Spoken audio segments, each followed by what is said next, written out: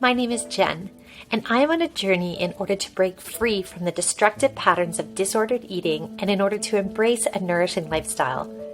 My roadmap can be described using an acronym of the word Nourisher. So I'm doing daily video blog posts in order to encourage you, equip you, and keep you up to date on my progress. If this content is helpful or encouraging to you, please consider subscribing, hitting that like button, and sharing with others. It is my deep desire that these videos would help to ignite nourishing transformations in us all. Hi, I'm Jen, and welcome to my Nourisher Check-in. I'm going to dive right in. It's so good to have you with me. I'm 7 days binge-free, and so much of that is thanks to you for your support and for journeying together with me. So thank you for being part of this community, and I hope that you are having also a sense of celebration and pride today. But if you're not, if you're struggling, then we are also here for you in that.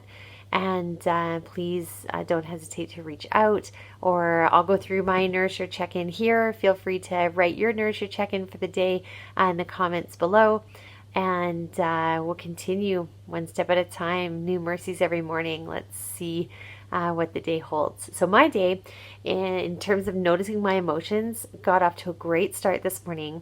Had a really great call with a lady that I specifically set up calls with because of the example that she is to me of someone who is pursuing intentional growth and change, and I just really love to have those calls with her. And so we had this just really invigorating conversation. It was encouraging and challenging and interesting, and I felt proud and encouraged and just delighted to be there with her today. So that was really terrific. And then after that, I had a really difficult task. I needed to do a task that was very challenging for me and that I'd been dreading and putting off for quite a while. And I did it. It's done. I mean, it'll go through edits and iterations now, but the main bulk of the project is finished, and just reminds me that it feels so good to do a hard thing and to be on the other side of it and to say, I did that. So that was a terrific feeling today. So as I've already said, opening up to others was this great call with this, I would even call her a mentor, more of a mentor relationship. And that was just really healing and helpful. One thing that I noticed about myself during that call was how easy it is for me to take what I'm feeling, and rather than present it or give it in just a raw emotional way, I tend to kind of put it through this like mental filter, and then I can talk about my emotions in a cognitive way. But it's just really difficult for me to experience and share my emotions in a very raw and vulnerable way. So that was just something I noticed that I'll have to continue to consider and work on in the days ahead. We always understand that cycle and keep our eye on that cycle to make sure that we're not getting trapped in that flywheel. And I did notice a few times today just this kind of feeling of fatigue. And thinking, oh yeah, when it was time to eat, oh yeah, what am I going to make? Or, oh yeah, this is a lot of work to be making nourishing, healthy things as opposed to just grabbing something prepackaged. So I did notice a little bit of fatigue creeping in there that I want to be careful about. Rebuilding my brain. This was during this call with my this friend, this mentor today, we ended up by spending some time in prayer together. And it was so interesting that when, can that be a brain rewiring activity? And it actually can be statistically. There was a doctor who did really some great research, and I'll try to put the link below, but discovered that even 12 minutes of personal reflection or prayer per day can increase your levels of empathy, your feelings of peace and calm, and it can have really great impacts on your parasympathetic nervous system, kind of the the system in your body that helps you to rest. And I thought that was great. And then so imagine doing that together with someone that you love or trust, or was a really bonding, really great experience for me. And I pray and trust that it is rewiring new neural connections and neural pathways that will actually strengthen my capacity to go back to a joyful place and not look to food for the joy and the calm and the kind of the rest that it typically gives me. I always say that for me, I don't know what it's like for you, but for me, I can never take as deep and kind of penetrating a breath as I do when I'm eating something sweet. Like when that sweet food goes in my mouth, it's like my whole body relaxes. And so I just really, really, really need to learn how to do that apart from food. So it's part of my journey. I insist on insulin friendly eating. And this went well today. I don't think anything really notable there. I found some like buried red lentils. I think I was telling you about that, the pasta. So I had some of that, and yeah, we made tacos is a really great meal for our family because we can add, tortilla chips or rice or whatever for the rest of the family, and then I can just have it as a taco salad free of those carbohydrates, which for me don't work. They may work for you, but don't work great for me. So that was a really yummy, nourishing meal this evening. Sleep, I am doing horribly this week, as I said earlier. I think I got like 4 hours last night. Those of you who have little ones up in the middle of the night with accidents, multiple loads of laundry, just tired today, super tired. And I noticed that I was getting snacky more quickly throughout the day. I'm not necessarily hungry, but thankfully I had a really active work day today. We were like moving furniture and carrying fridges and up and down stairs. So that was terrific, because I think if I had just been home, hopefully I would have been asleep on the couch, but more realistically, I would have been kind of overlooking in the fridge and looking in the cupboards. And I've come to realize my husband's always at me, because he'll say, once it hits like kind of like 10:30, he'll all of a sudden say, I'm hungry. And I always joke with him. I say, no, actually, you're tired.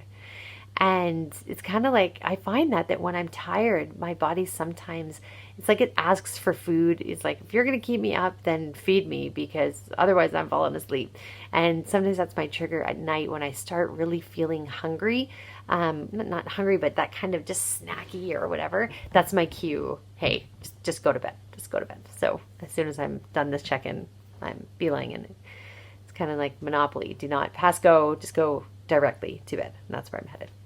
Hydration went well. I love that like bottles by the door thing. Like that's so terrific. I just grab that bottle and off I go. So exercise too. I didn't have a ton of time for exercise today, but my day was very active and had a lot of physical activity in my workday, which was terrific.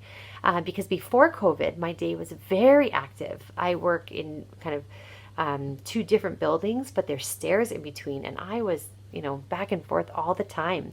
And since COVID, I have sat and done so much computer work that I'm sure that has not helped my disordered eating behaviors at all. So today just felt great to be on my feet for work, and I actually walked to work, which helped me just enjoy the beauty of nature. Of course, we live in a national park area, so that was really great to get some exercise in before for doing some physical work. And I grabbed my water bottle on the way out the door to do my exercise. The reward, I was thinking about this reward thing today, and I was asking myself, would I still do this nourishing journey? Would I still prioritize these same elements if it meant that, years down the line, I still looked exactly like I do right now? And that really helped me think about what are the main goals or the real values in living this way, not just eating this way, but living this way and trying to, increase my emotional capacity, my emotional awareness, my ability to attune with myself and with others, and building strong relationships, and rewiring my brain to be able to handle big emotions and resettle back to a place of joy or peace or rest. And why, would I still go through all of this?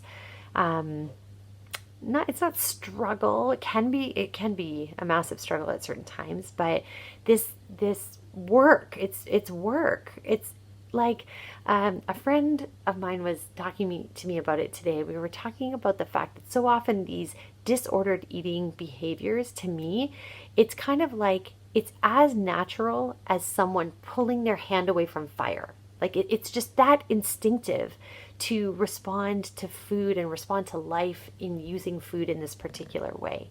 And so, or it's like a reed that's being bent and it's always wanting to go back to its regular form.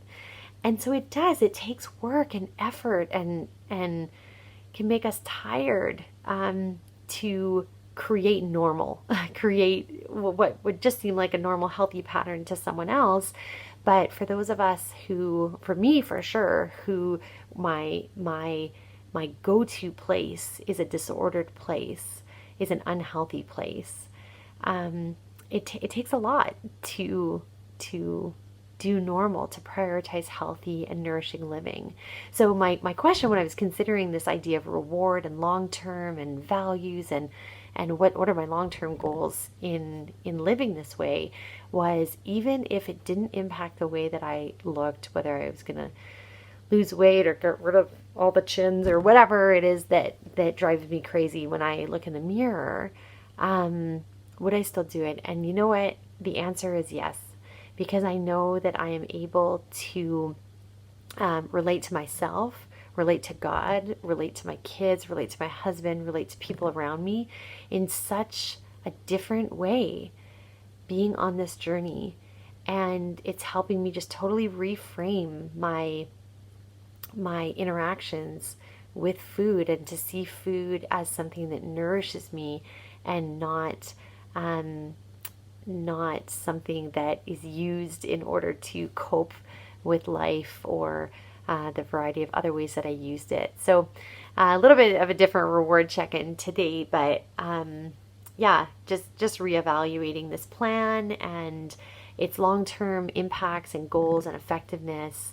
And of course, I do hope that it helps my body be healthy.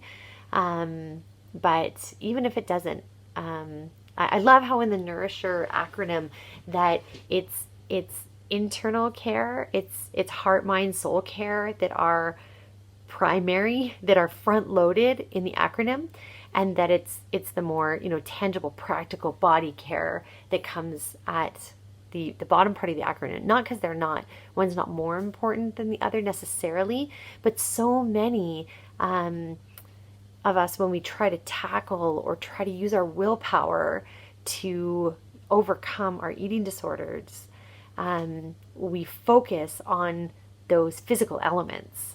And when really it's these more,